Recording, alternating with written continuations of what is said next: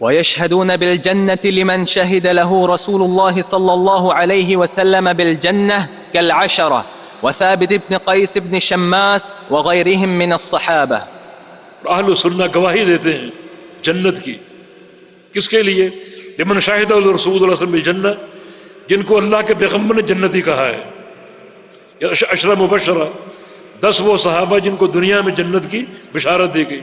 ہمارا یہ عقیدہ ہے کہ وہ جنتی، نبی علیہ السلام نے ان کو جنت کی بشارت دی ہے، ہم اس کو مانتے ہیں، قبول کرتے ہیں.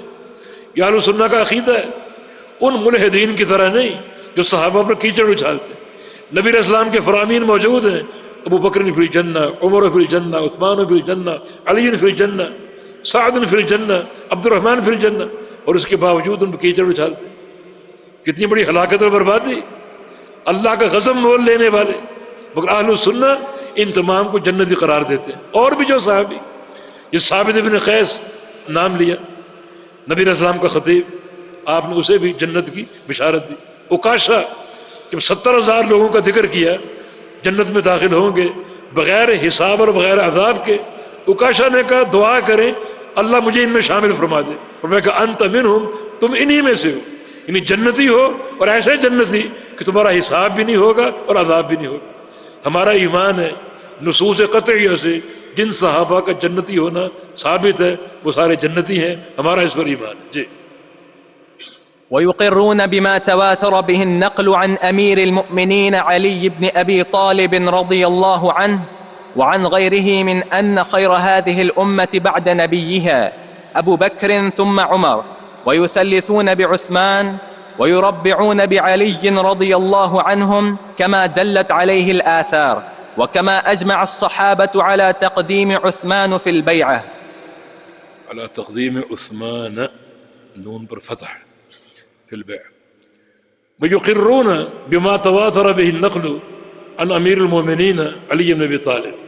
اور اہل سنہ اقرار کرتے ہیں تواتر سے جو ثابت ہے جناب علی بن ابی طالب رضی اللہ عنہ سے، ان کا ایک قول تواتر سے ثابت ہے، جناب علی کا ایک قول، اور اہل سنہ اس قول کو پوری طرح قبول کرتے ہیں. جناب علی سے بھی ثابت ہے اور صحابہ سے، جیسے عبداللہ بن عمر، ان سے بھی وہ قول ثابت ہے. کیا؟ ان خیر هذه الامہ بعد نبیہا، اس امت میں نبی کے بعد سب سے بہتر کون ہے؟ نبی کے بعد سب سے بہترین کون ہے؟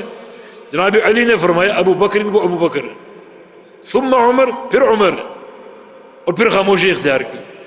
اہل سنہ اس قول کو مانتے ہیں کہ جناب علی سے اور بہت سے صحابہ سے یہ قول ثابت ہے کہ نبی علیہ السلام کے بعد اس امت میں سب سے افضل ابو بکر صدیق ہے، اور ابو بکر کے بعد جناب عمر بن خطاب رضی اللہ عنہ. اہل سنہ کا یہ عقیدہ ہے. مجھے یثلثون بعثمان، جبکہ اہل سنہ تیسرے نمبر پر عثمان کو رکھتے ہیں. یثلثون سراست، ان سے اہل سنہ تیسرے نمبر پر عثمان کو، ویربعون بعلی، اور چوتھے نمبر پر علی کو، علی کا چوتھا نمبر. کما دلت علیہ الآثار، جیسا کہ اس پر بہت سے آثار سلف کے دلالت کرتے ہیں. وکما اجمع الصحابہ علی تقدیم عثمان فی البیع، اور صحابہ نے بیعت کے معاملے میں جناب عثمان کو مقدم کرنے کی بات کی تھی اجماعی طور پر، جو کہ عثمان کی برتری کی دلیل ہے، عثمان کی برتری کی دلیل. اب بات یہ ہے کہ نبی علیہ السلام کے بعد سب سے افضل ابو بکر ہے، پھر عمر ہے. اس پر اجماع ثابت ہے، صحابہ کا اجماع.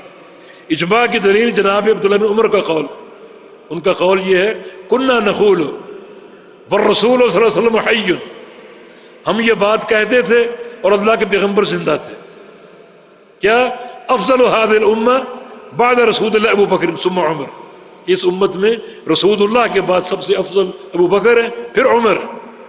اب یہاں دو باتیں قابل غور ہیں. کننا نقول، ہم کہتے تھے، یہ ہم میں صحابہ کا اجماع ہے، اور نبی علیہ السلام زندہ تھے، مانا اللہ کے نبی کے سامنے کہتے تھے. اس قول کی کتنی تقریر اور پختگی. ہم کہتے تھے اجماع ہے، اور نبی علیہ السلام زندہ تھے، مانا اللہ کے پیغمبر کی موجودگی میں کہتے تھے کہ نبی علیہ السلام کے بعد سب سے افضل ابو بکر ہے اور پھر عمر ہے. ہمارا اس پر ایمان ہے. تیسرا نمبر جناب عثمان کا اور چوتھا علی کا، جس کی ایک دلیل یہ ہے کہ صحابہ نے اجماعی طور پر جناب عثمان کی بیعت کی، اور بیعت کے معاملے میں عثمان کو علی پر ترجیح دی اور تقدیم کی.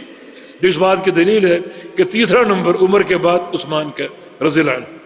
اور شیخ فرما رہے ہیں کہ اجمع الصحابہ علی تقدیم عثمان فی البیع، صحابہ کا اجماع ہے کہ بیعت کے معاملے میں عثمان کو مقدم کیا گیا جناب علی پر. اس پر صحابہ کا اجماع ہے جو ان کے بہتر ہونے کی اور خیر ہونے کی دلیل ہے.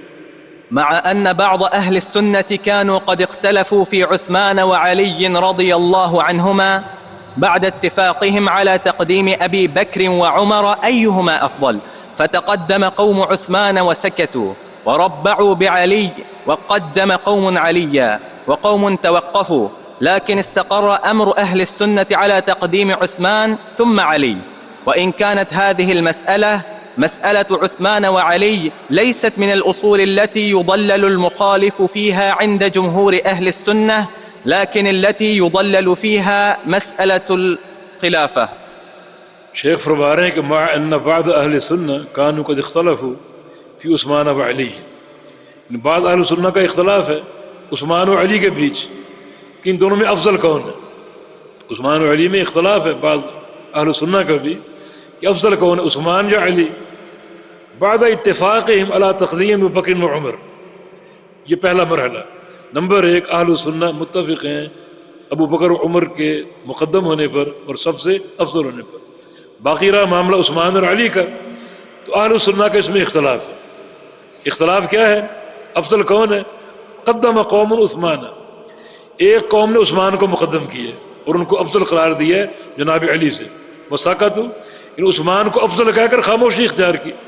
وربعوا بعلی، اور چوتھا نمبر علی کا. وقدم قوم علی، اور ایک قوم نے علی کو مقدم کیا ہے اور ایک قوم نے توقف اختیار کیا. وقوم توقفوا، کچھ لوگوں نے توقف اختیار کیا ہے کہ ہم کوئی رائے نہیں دیتے. تین باتیں سامنے آ گئیں. کچھ لوگوں کا نظریہ ہے اور اس میں اکثر اہل سنہ ہے کہ جناب عثمان افضل ہیں علی سے، اور کچھ کا عقیدہ یہ ہے کہ جناب علی افضل تھے عثمان سے. یہ کم لوگوں کا. اور کچھ لوگوں نے توقف اور خاموشی اختیار کی، ہم اس معاملے میں خاموش ہیں اور کوئی رائے نہیں دیتے.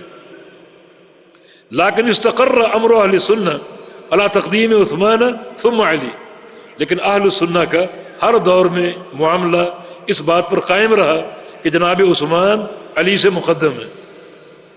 وَإِنْ كَانَتْ هَذِهِ الْمَسْأَلَةُ، یعنی مسئلہ عثمان و علی، اگرچہ عثمان اور علی کا مسئلہ لیست من الاصول التي یضلل المخالف فیها، یہ ایسا مسئلہ نہیں ہے کہ اس میں مخالف کو گمراہ کہا جائے.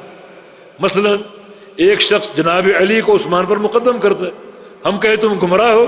شیخ فرماتے یہ مسئلہ ایسا نہیں. جو ایک شخص جناب عثمان کو مقدم کرے علی پر اور کوئی کہے تم گمراہ ہو، یہ مسئلہ گمراہ کا نہیں. یہ مسئلہ گمراہ کا نہیں. ہاں، ابو بکر و عمر پر مقدم کرے عثمان یا علی کو، وہ گمراہی ہے، وہ گمراہی.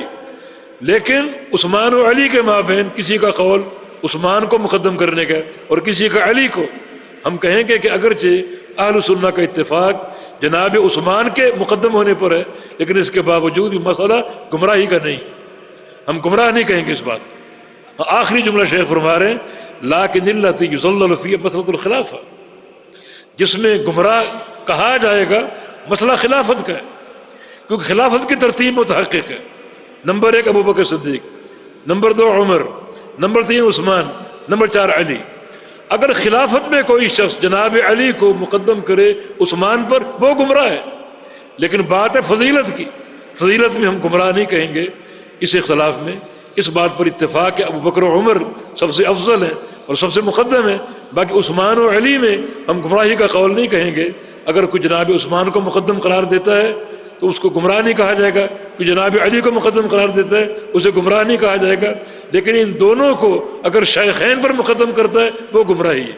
باقی رہا خلافت کا معاملہ، تو خلافت میں اگر کوئی شخص اس ترتیب کو معکوس کرتا ہے کہ علی مستحق تھے، جیسے کہتے ہیں علی کا پہلا نمبر، ابو بکر سے بھی مقدم، عمر سے بھی مقدم، عثمان سے بھی مقدم، یہ گمراہی ہے. کیونکہ یہ ترتیب بالکل ثابت ہے، ایک طبعی ترتیب جو اللہ کے امر سے متحقق ہے. جی. وذلك أنهم يؤمنون أن الخليفة بعد رسول الله صلى الله عليه وسلم أبو بكر ثم عمر ثم عثمان ثم علي، ومن طعن في خلافة أحد من هؤلاء فهو أضل من حمار أهله. کیونکہ امت کا اتفاق ہے کہ اللہ کے پیارے پیغمبر کے بعد خلیفہ کون بنے؟ ابو بکر. ان کے بعد کون؟ عمر، ان کے بعد کون؟ عثمان، پھر علی. امت اس پر متفق ہے. اگر کوئی شخص خلافت کے معاملے میں جناب علی کو مقدم کرے، ومن طعن فی خلافت احد من هؤلاء، اب کوئی شخص اگر ان خلفاء میں سے کسی کی خلافت پر طعنہ زنی کرے، حرف گیری کرے، انگلی اٹھائے، فهو اضل من حمار اہل، تو وہ اپنے جو اس کا گدھا ہے، پالتو گدھا، اس سے زیادہ گمراہ ہے. جو گھر میں اس نے گدھا باندھا ہوا ہے نا، وہ اس سے بہتر ہے، تو اس سے زیادہ گمراہ ہے اگر خلافت کے معاملے میں طعن کرتا.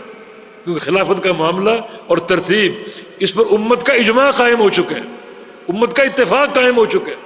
اس ترتیب پر طعنہ زنی کرنا یہ گمراہی ہے، بلکہ گمراہی بھی ایسی کہ تمہارے پالتو گدھے سے زیادہ تم گمراہ ہو.